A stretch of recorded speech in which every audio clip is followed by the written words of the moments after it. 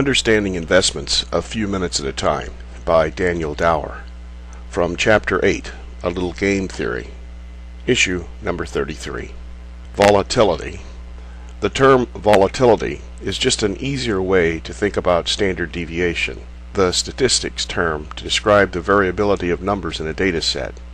The set 3, 3, 3, 3 has no variation and therefore 0.0 standard deviation.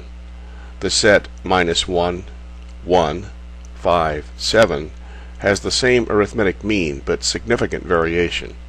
Its standard deviation is 3.65, calculated as the square root of the sum of each number's square of the difference to the set average. Squaring the numbers makes them all positive. As referred to in the investment industry, often in regard to returns, the volatility is expressed as a percentage of the arithmetic mean.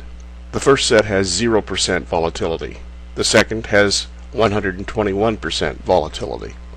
Almost all financial discussions of volatility assume that investment returns conform to a bell curve, when results clump around the average, with outlying results becoming less frequent and rarely found outside of 3 standard deviations from the arithmetic mean, less than 1% of the time.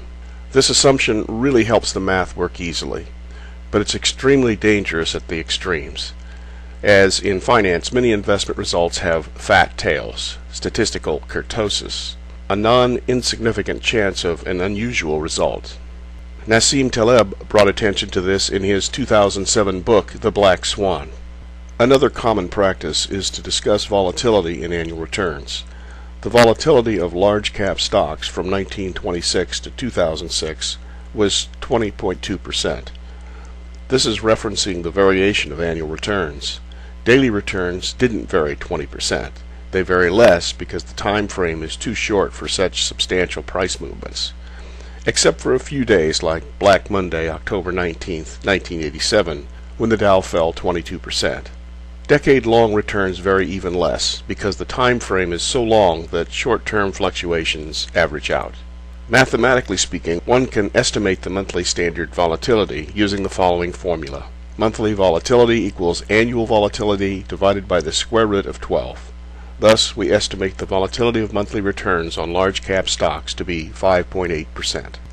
As we begin to think about our own investments, we want to focus on what trade-offs we're willing to make. Often, but not always, returns decline for more volatile assets. Avoiding the philosophical soapbox, we'll just remind you that higher risk does not mean higher reward.